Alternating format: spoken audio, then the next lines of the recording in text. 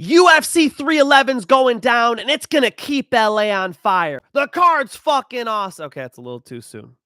That's a little too soon for LA. My bad. But the card's fucking awesome. I'm going to break down my 5 most confident picks for UFC 311, Islam Makhachev versus Arman Tsarukyan. And those are going to be Bernardo Sopai over Ricky Turcios. I think Sopai is the complete package. He is way more physical than Ricky Turcios, who's just kind of a wet noodle. Now, Ricky Turcios can make it happen with some output and whatnot, but I think he's fucked anywhere the fight goes. Jailton Almeida. I think Jailton Almeida is going to be able to take down and beat up Serghei Spivac exactly where he needs to. Then we're going to go with the kid. The kid's name isn't coming to mind. Payton Talbott. Payton Talbott is obvious against Raoni.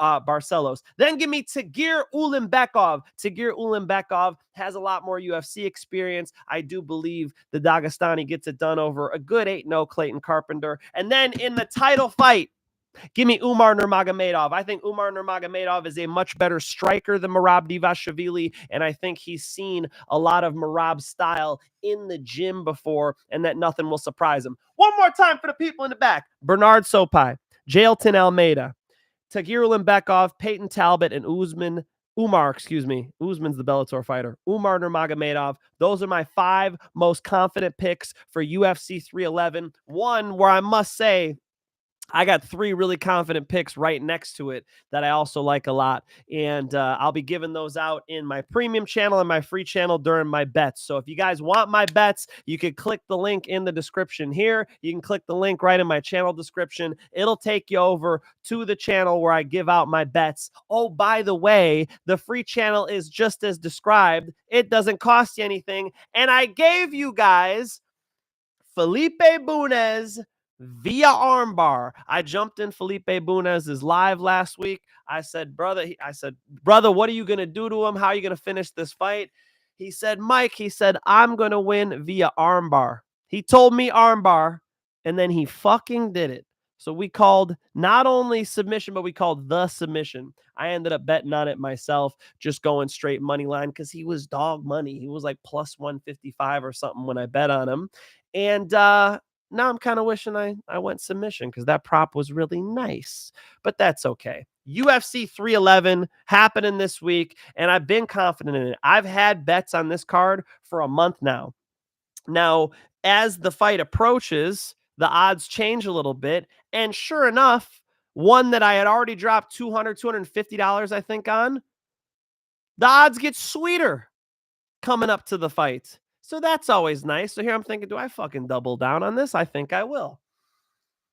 We'll look at those, and I'll drop those videos starting tonight over in the free channel and the premium channel. As far as premium channel goes, I drop my lock, my parlay, some premium plays for you guys, and I even like to throw in a wild card. All right, let's talk about these fights. We'll kick it off with that first one there, Bernardo Sopai. You guys might know Bernardo Sopai from getting kneed in the face. It was ugly. That was one of the worst knockouts we've ever seen. And so you might be going, Mike, why would you pick Bernardo Sopai as a most confident pick? Your first one after he's coming off of one of the worst KOs in UFC history. And that's a solid question. And the way I would respond to that is he is fighting one of the least consequential strikers in the UFC. Ricky Turcios will slap you. He won't punch you. Ricky Turcios stays extremely active, but the consequences are just not there. Ricky Turcios is a guy who will fight you everywhere. You put him on his back, he's going to try to elbow you. He's going to keep throwing shots. He's going to look for submissions. But that Nate Diaz type style, I don't think is the way you get a Bernardo Sopai out of there. Bernardo Sopai was having a really, really good fight in his last one there. And I just, I have confidence in him. What can I say? Bernardo Sopai is very fucking good. His kickboxing kind of reminds me of Sam Stout. Does anybody get that throwback reference? Who remembers Hands of Stone, Sam Stout? Am I fucking old? Bernardo Sopai is very good. He can wrestle better than Ricky Turcios. I think his striking is significantly better, so you might as well just kickbox him. And on the ground, Ricky Tercios can make shit happen, but I think that'll be difficult against Bernardo Sopai. So I got to say, Bernardo Sopai is looking pretty damn good in this fight, and I think he bounces back nicely. Although, shout out to Ricky Tercios. He's an exciting guy to watch, all right? I said he fights like a woman on the last show. That was kind of fucked up. Why did I say that? You know? He's just kind of malleable. You know, Bernardo Sopai is built like a fucking man, you know? Broad shoulders. He grabs your wrist, he's got it. You better work to get that fucking thing out. Versus Ricky Tercios kind of goes with the flow, Gumby, you know. I think he's getting beat up here, guys. So I'm going with Ricky Tercios. Then give me Jailton Almeida over Serghei Spivac. Jailton Almeida can take pretty much anybody down in the UFC heavyweight division. I mean, if he could take down Curtis Blades, if he could take down everybody else, I think Serghei Spivac's going to end up on his back. And Serghei Spivac, I picked him via submission against Marcin Tybura. I know about his submission game, but this is where he's strongest. I think Jailton Almeida is going to take him down and not get submitted from the top position. That'll be very difficult to do to a Jailton Almeida. Jailton Almeida should be able to dominate him here. I picked him via decision because Jailton Almeida has the worst ground and pound in the heavyweight division. Somebody get Jailton on the phone because I've got a message for him. Jailton, you have something called a left elbow and a right elbow. And if you pick it up and you drop it down on your opponents in a few consecutive strikes, you can get them out of there. But instead, Jailton likes to mount people. And then, you know, it's kind of, it's like a gym round. You know, it's kind of friendly. He might talk to you, you know. Hey, we want to grab a beer after this, bro? You're really not my enemy. You're just my opponent. I'm not looking for a performance bonus, man. It's all good. You know, is that what's going through his head? Because it seems like it.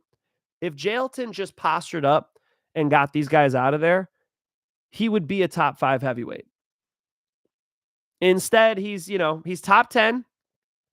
He might even be 5, but he's not championship material until he gets a little more lethal. Regardless, in this one, I don't think that the striking from Serghei Spivac is dangerous enough to be enough of a threat.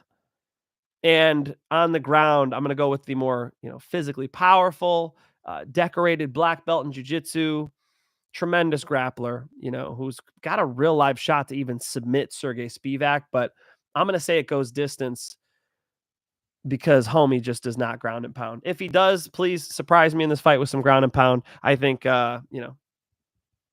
Jailton's a really confident one. So Jailton Almeida taking out Serghei Spivac. Then let's go with Tagir Ulanbekov over Clayton Carpenter. Clayton Carpenter's good. At 8-0, he's all right. This is one where I was looking at other ones. There's 3 other fights. I'm like, do I throw these in there?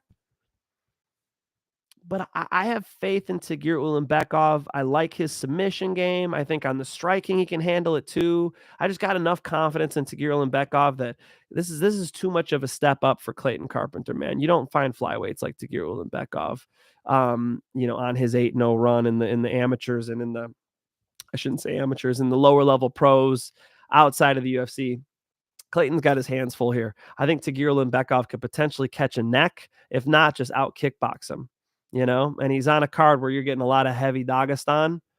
And I think he's going to kick it off right for the Russians. So Tagir Ulanbekov handling Clayton Carpenter. Is it a submission? Is it a decision? We'll see how aggressive Clayton Carpenter is, and that should determine it. Tagir Ulanbekov definitely live to snatch a guillotine or something. I like him. Payton motherfucking Talbott.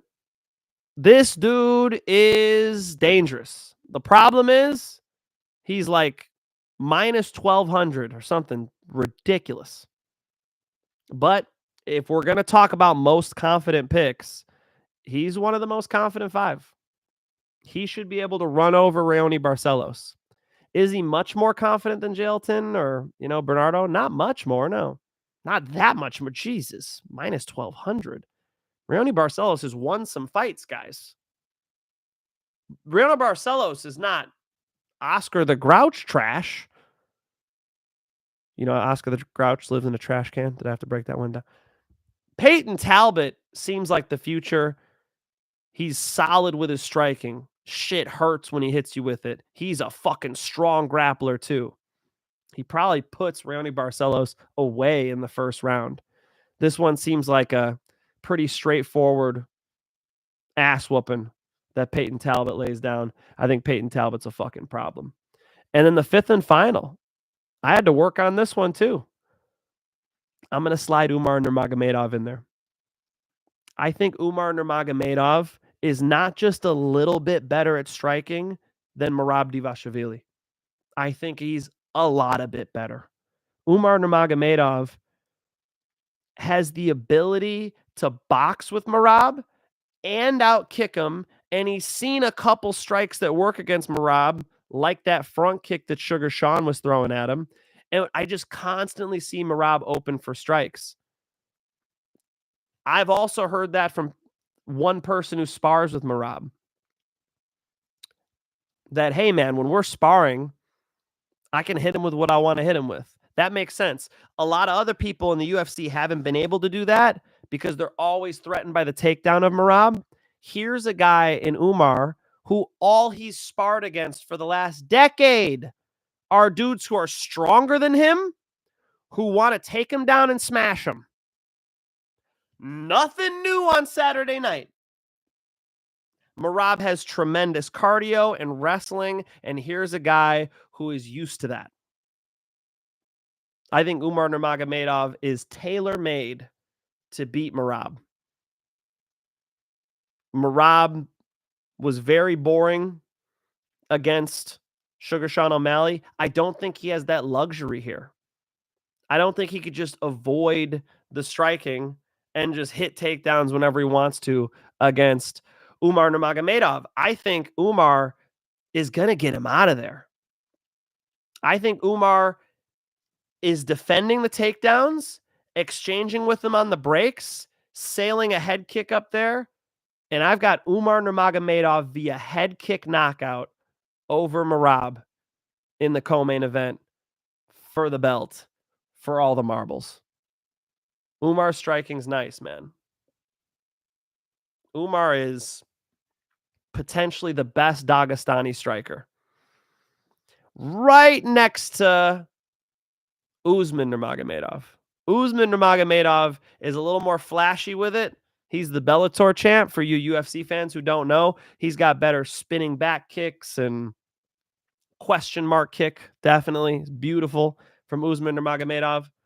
I could imagine Umar Nurmagomedov putting a question mark kick up there because Merab drops his hands. Merab throws wide and plants his feet.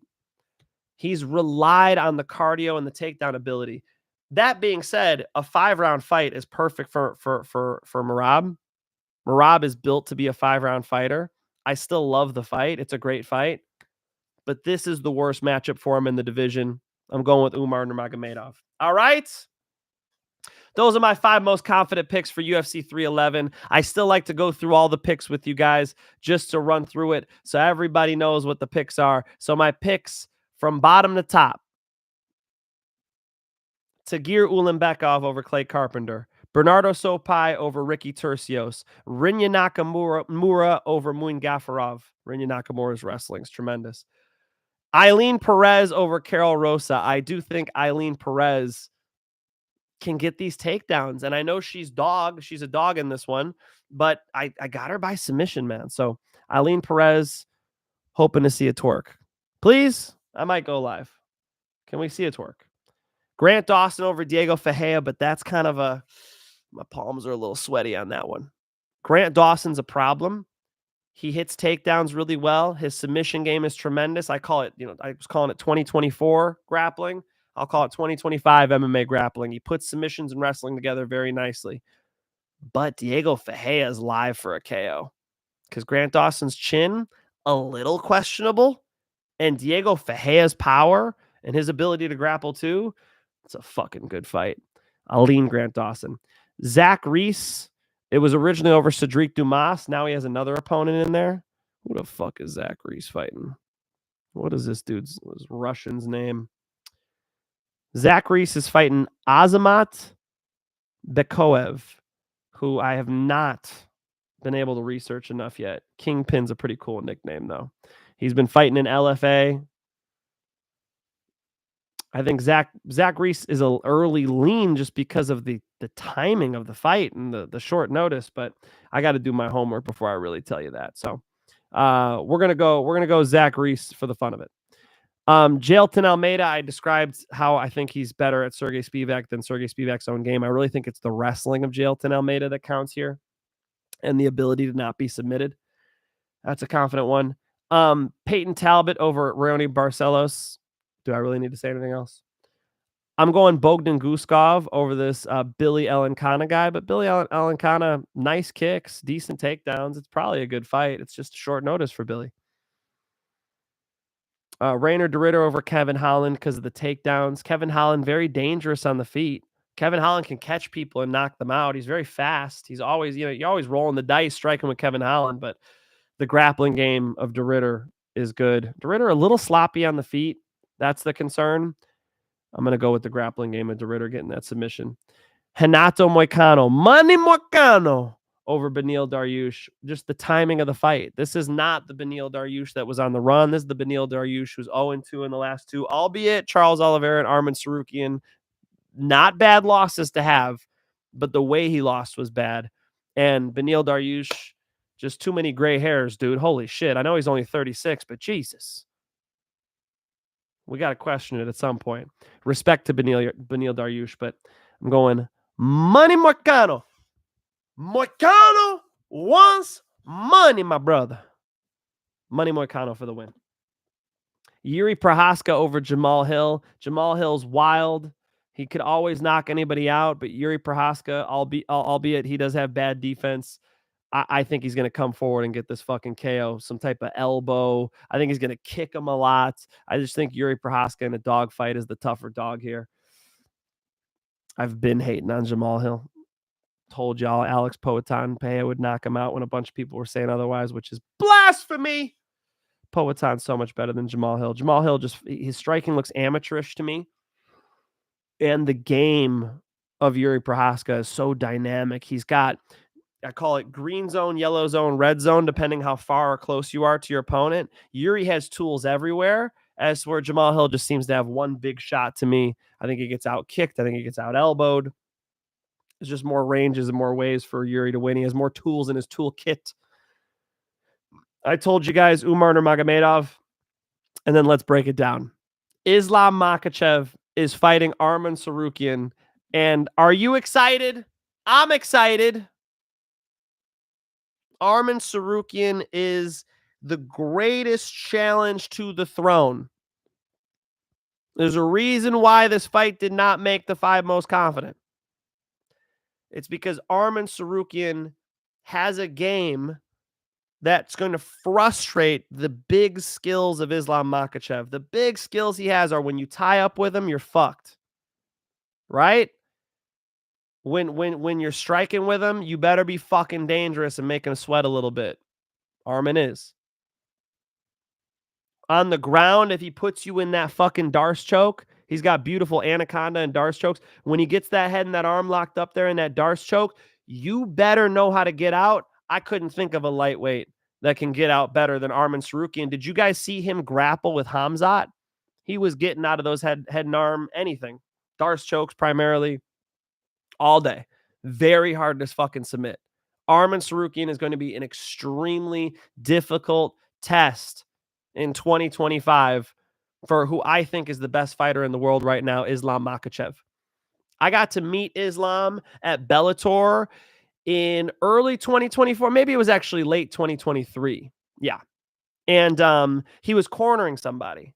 And, you know, they were fighting JJ Wilson, and they had to go out there and put some grappling on him because JJ's got some nice striking. And in the back after the fight, he's like, brother, he said, just take him down, brother. Just take him down, brother. Like, it's that simple. He's always had that in his back pocket. Islam Makhachev, when he's fighting Charles Oliveira, when he's fighting most fights, he has that in his back. He knows that he could take you down if he needs to. If the going gets tough, he could take you down. He doesn't have that luxury here. He does not have the ability to just at will take down Arman Tsarukyan. He knows Arman's going to make him work. Arman can potentially take him down. And if you look at that first fight, Islam had to hook the glove to throw him. That was a dirty move. Go check out the Craig Jones video. He snuck his fingers in that glove like a 8th grader on his first date at the movie theater. Solid line by Craig Jones. And then throws him. First off, Islam, what the fuck? Secondly, you can't rely on cheating. That's the shit he was busting out to get that close decision against Arman the first time. Arman's a lot better now. And so is Islam. It's a tremendous fight. It's the right fight at the right time. You're getting prime Islam Makhachev, who's trying to break the title defense streak record in the lightweight division against the clear number one contender, an Arman Tsarukyan who is more dangerous on the feet than ever, more dynamic with the wrestling and the grappling and the jiu-jitsu and the submission defense than ever. A guy who Khamzat really, really, really struggled to grapple with. I mean, it's such a cool fight. I'm such a big fan of the fight. You guys ready for the pick? I said Islam Makhachev's the best fighter in the world. I think he finds a way. Islam Makhachev via decision in a fucking awesome fight. All right, let's go. Ryan Hong says, yo, Finch, how the fuck do motherfuckers get out of triangles from closed guard if the motherfucker can just sit upright and lean back? The legs all of a sudden become out of reach. Fake news. Fake news. The news is fake. That's fake news. If I posture up, you can just shoot your hips up. You ever see like a bird in a bush or something, and the snake goes up to get the bird? That's what my hips can do to go get that motherfucker who's postured up. I shoot my hips up and grab you with my legs, and I pull you down by doing leg curls, by bringing my knees in. A triangle used to be my best submission. I finished an MMA fight with a triangle. One? Yeah. So, yeah, triangles the move. Actually went triangle armbar, so that's not true. I went triangle, and then he got out of my triangle, and I went armbar. But in the gym, I finished lots of people with triangles. Eddie Bravo was teaching a seminar, and there was a UFC fighter at the seminar. And me and the UFC fighter did a live go, and I triangled the UFC fighter. Now, the UFC fighter was not a famous one. He's not one you would know.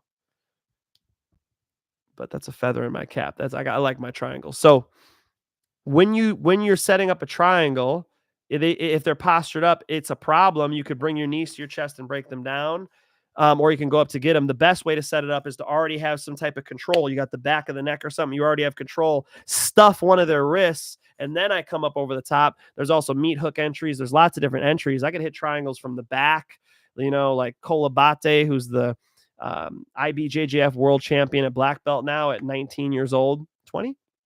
He's great from triangles from the back and from everywhere. So you could hit triangles from all different ways. So it's tough to avoid triangles, man. Triangles are a very, very good tool, especially if the person has long legs and they're limber, right? So to get triangles from closed guard, I could show you like 10. Sometimes squeezing on a closed guard while the head is being compromised, or held to posture up can expose a triangle to tap to triangle choke. Thank you. Yeah, fair. So upset about Dumas dropping out. I know. I had his money line at minus 220 for, I swear, a month. Really? Bro, I did not. I had Zach Reese over him, man. Dumas's grappling is not good. Cedric Dumas is not that bettable for me, homie. I think you got blessed. Blessings from Cambodia. Cambodia? That's awesome, dude. If I go to Cambodia someday and I see you, bro, awesome.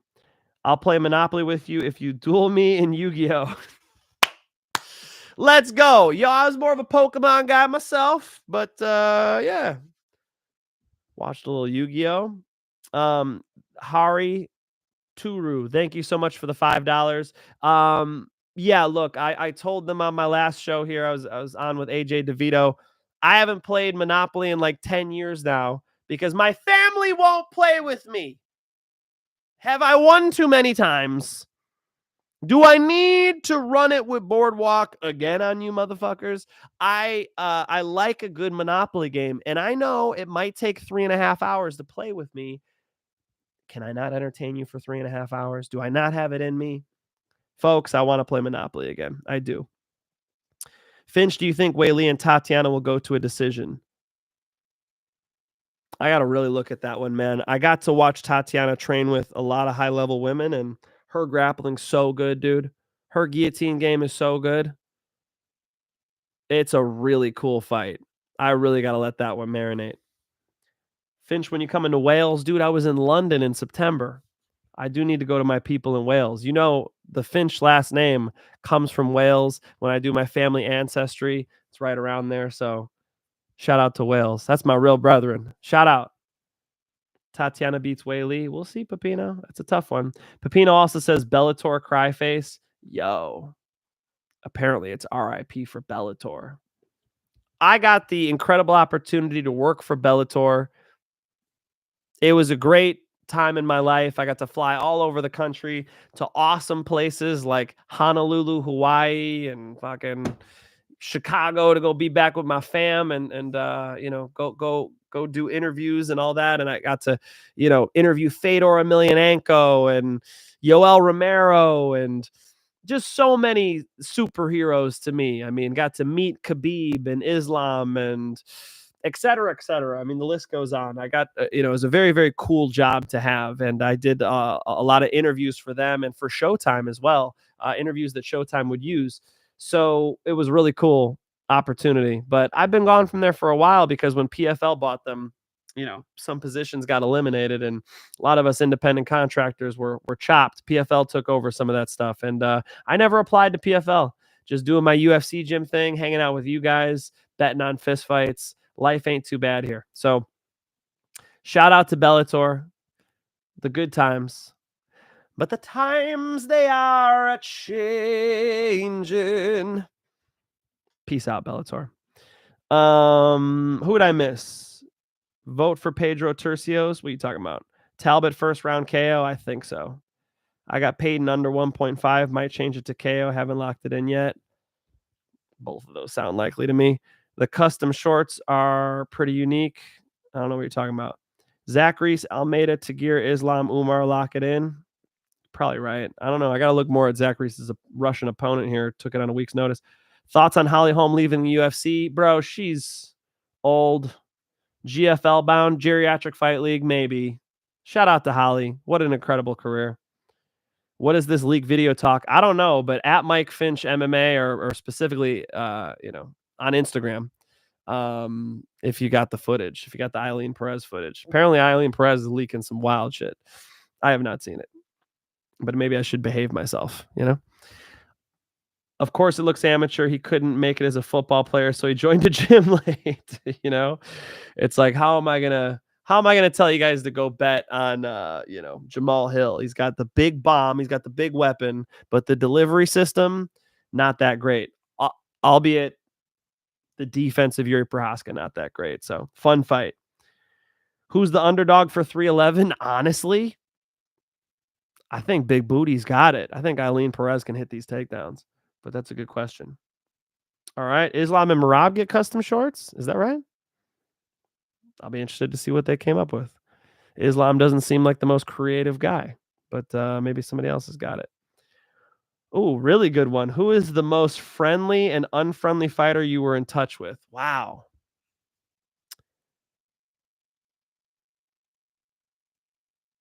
The most friendly fighter? Man, Patricio Pitbull is a really good dude. Patricio Pitbull's a really good dude. And you know what? AJ McKee's a good dude too. I was like, AJ McKee, I like your watch. He takes it off, hands it to me. Try it on. I'm like, what the fuck?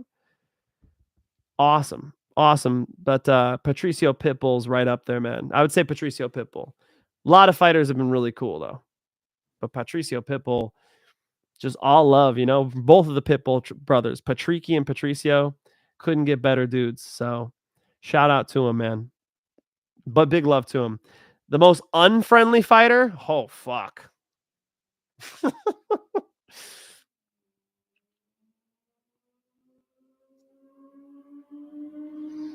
The most unfriendly fighter. Am I going to get in trouble? Oh, you know who else is friendly? Elimele McFarlane. Really cool girl. Very cool. Big love to Elimele. Although she told me not to move to Hawaii because I'm white. Because the island's like getting like gentrified. That's kind of fucked up, Elimele. But she's very cool. Shout out to Elimele. Most unfriendly? There was this LFA dude I was grappling with. Okay. Over at King's MMA. Fuck, I shouldn't even have said that much. Whoops. Okay, there's just, I'm not naming him though. LFA dude I'm grappling with at King's MMA. Okay. We start the grappling round. First thing he does is postures up, starts throwing fucking punches. Like, bro, did you just not hear it's ADCC rules? Nobody else is throwing punches around us. I'm fucking avoiding ground and pound on a fucking Tuesday afternoon or some shit with this dude just spazzing the fuck out.